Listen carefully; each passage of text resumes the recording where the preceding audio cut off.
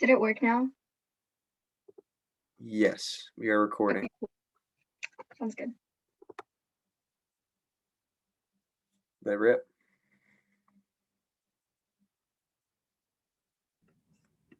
Our group today will be talking about the themes of disinformation, politics, and communication. We will also give an in-depth analysis of the article Disinformation as Political Communication by Friedland. Through our findings, we will talk about the keywords that stand out and how it affects an audience. We begin by situating our understanding of disinformation within the wider crisis of democracy and political communication. In order to do so, we pulled some keywords that we thought were important from the article to give you guys a proper understanding of what we're going to be talking about today. First one is disinformation. This includes all forms of false, inaccurate, or misleading information designed, presented, and promoted to intentionally cause public harm or profit. Propaganda is information, especially of a biased or misleading nature, used to promote or publicize a particular political cause or point of view. Democracy is a system of government by the whole population or all the eligible members of a state, typically through elected representatives. What is political communication? Political communication is a subfield of communication and political science that is concerned with how information spreads and influences politics and policymakers, the news media, and citizens. The media acts as a bridge between the government and the public. So getting into our article a little bit before the other people talk, article basically focused on how this is affecting our democracy, and we started to see it when 2016 election started with Trump, and now once these things have come forward and all the COVID stuff hit, we started to see that disinformation has become a big theme in our media today.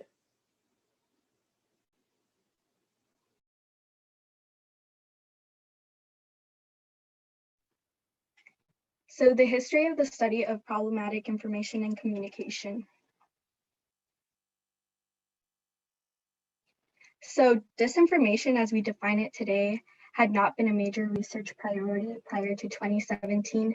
However, one of the first times disinformation was discussed was back in 1955 in Russia, and the term Disinformatia was used. So propaganda is different from disinformation. It has a very long history in communication research, and the origin can be traced back to the Institution of Propaganda Analysis, the IPA.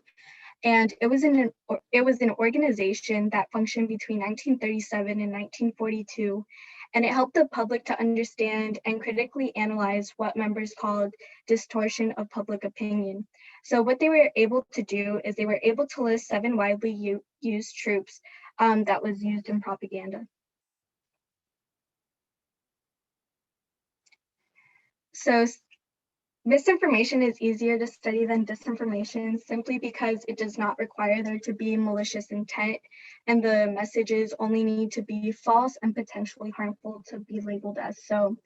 And the concept was first developed by a cognitive psychologist interested in the effects it had on memory formation, visual object classification, children's ability to infer the mental states of others, and performance on multiple choice test. The trend continues as a part of a political science interest in psychological cognitive revolution into the 90s, but it became more popular in other topics like political sophistication and how voters make decisions. What we learned from the research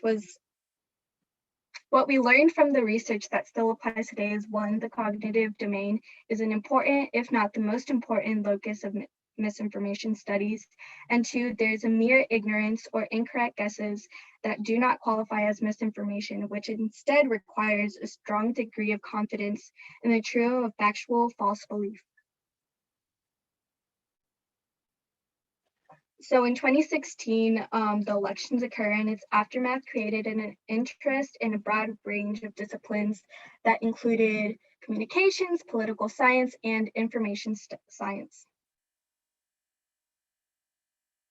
So as you can see in the chart, there was a massive increase between 2010 and 2019 when you Google Scholar results containing the term disinformation. And a large part of it was due to the politics that was occurring during that time. So what's interesting about this is there was a massive increase, 70% from 2010 to 2019, of the Google Scholar results containing the term disinformation in their titles, and it was published after 2016. And fake news, which was considered a type of disinformation, were researched, and it was concluded that they were unlikely to be swayed from the election and created a groundwork for future studies. And it's interesting because Trump talked a lot about fake news, which could be a reason why it was increased a lot in research.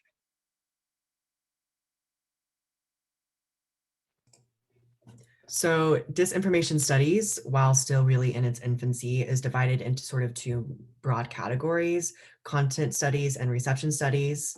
Content studies focuses mainly on what the content of the disinformation is, where disinformation comes from, its intended audience, and its intended purpose, while reception studies explores how exposure to disinformation affects people's opinions and behaviors, especially who is being targeted by disinformation.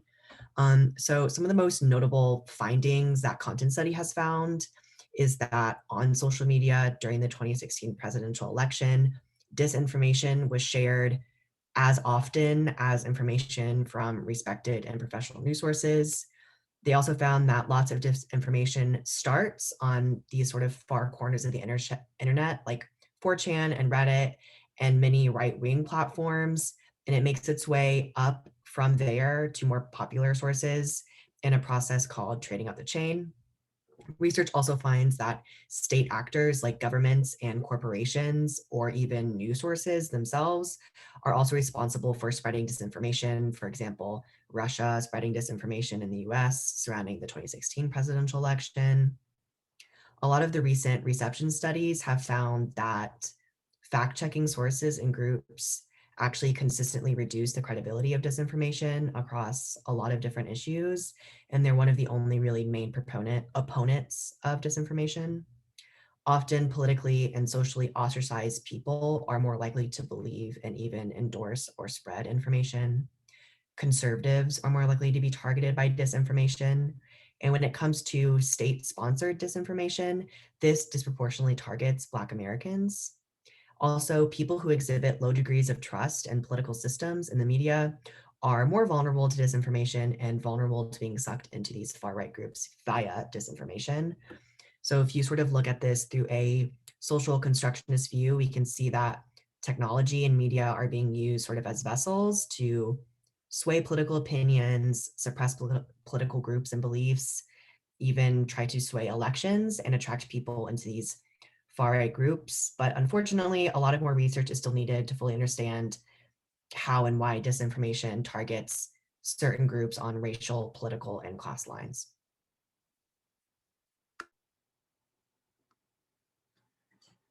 Yeah, so as Jonathan and Amy talked about, disinformation is a pretty new study. So there are a lot of things to still be understood. But one of the big questions that the article posed were, what is the effects of disinformation? And these are still being studied. But something that I thought about when I read this question was just over the past year, how the coronavirus pandemic has exposed like the lack of trust that many Americans have towards the media. For many months, the coronavirus was not taken seriously because the public was not trusting the information that the media was sending out. So, because of disinformation leading up from the 2016 election up till the coronavirus pandemic, so many American people were not taking the pandemic seriously because of the just the lack of trust they had towards the media. And another question that I had was, how does the astronomical rise in the use of new media like Twitter and other social media platforms affect this issue of disinformation? Was there less disinformation with traditional media like weekly news? So I was pretty curious to see whether new media like Twitter and Instagram and other platforms has created just a rise in disinformation, like President Trump being able to tweet like there was nothing going on like that years prior where it was just strictly traditional news. So I'm wondering how new media has affected the effects of disinformation. And the second question that Jonathan already touched on a little bit was, are there specific demographics that are more susceptible to the deception? And a quote from the article, I thought that was pretty good, that would just really tie in here, was these business models demonstrate both the viability of niche market targeting and the political cultural styles that can attract dedicated audiences more for the delivery of identity, solidarity than informed discourse. So people are being deceived by this disinformation because they're more focused on identifying with a party and the group than researching and checking the information associated with the party or group. So just this rise in disinformation, it could be hard to target that when it is fake news or true, like actually just truthful. So there are definitely just a rise in disinformation going on in this time. And another quote that was pretty interesting that connected to this question was, one of the key findings is that participants who exhibited low degrees of trust in the political system and media were most vulnerable to disinformation belief.